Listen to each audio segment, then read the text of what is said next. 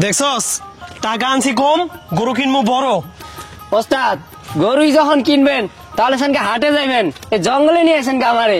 আরে বেটা, এই যুগে কি দালালের চোদনে হাটে বাজার থেকে গরু কিনুন যায়? গেছিলাম মিরপুর, তারপরে গেছিলাম সবিপুর, তারপরে গেছিলাম জামালপুর, কিন্তু কোন জায়গাতেই দালালের চোদনে গরু কিনতে পারলাম না। এরপর না পাইরা গেলাম গাবতলি, কিন্তু ওই জায়গাতেও দালালের চোদনে টিকতে পারলাম না। এই কারণে সিদ্ধান্ত নিছি এখন গ্রামগঞ্জ থেকে গরু কিনা কোরবানি দিমু।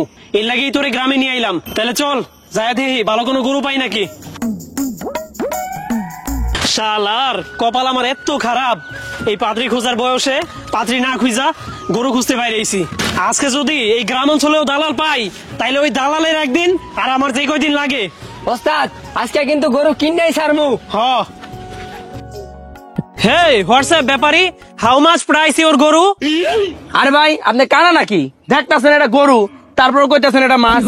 This cow is very beautiful. ওই মিয়া গরু তো এটা আমারই। ওস্তাদ বাংলায় কোন, ইংরেজি বোঝে না। এই গরু কি আপনারই? হ আমারই। গরু বেচবেন? হ বেচমু, বিকালে হাটে নিবার চাইছিলাম। তাইলে ভাই গরু হাটে নেওয়ার দরকার নাই, গরু আমরাই কিনমু। কত বেচবেন দামটা কন। ভাই দাম তো চাই 1 লাখ। এই গরুর দাম 1 লাখ?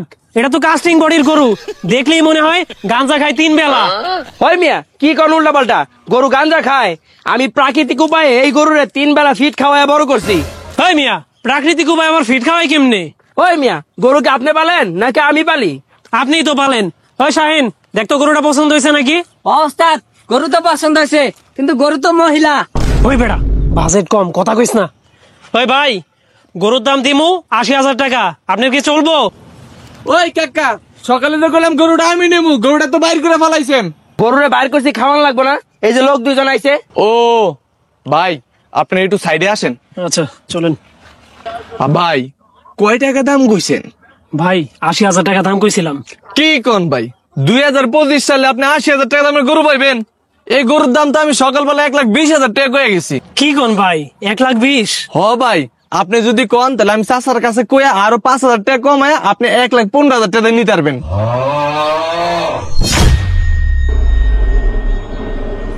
শাহিন একটা ধর।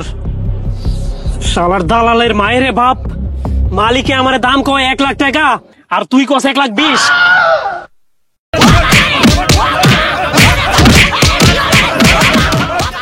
প্রিয় দর্শক এবং বন্ধুরা, কোরবানি হলো আল্লাহ তাআলার পক্ষ থেকে দেয়া আমাদের জন্য একটি পরীক্ষা মাত্র। কিন্তু এই পবিত্র কোরবানির পশু কিনতে গিয়েও অনেক মানুষ প্রতারিত হচ্ছে দালালদের কারণে। তাই দালালদের উদ্দেশ্যে একটি কথা বলতে চাই, আপনারা অন্তত কোরবানির পশু নিয়ে দালালি করা বন্ধ করুন, অন্যথায় আল্লাহ তাআলা আপনার উপর অসন্তুষ্ট হবেন। মনে রাখবেন, মৃত্যুর পর আল্লাহ তাআলার সামনে আপনাকে অবশ্যই দাঁড়াতে হবে, তখন আপনি কি জবাব দিবেন?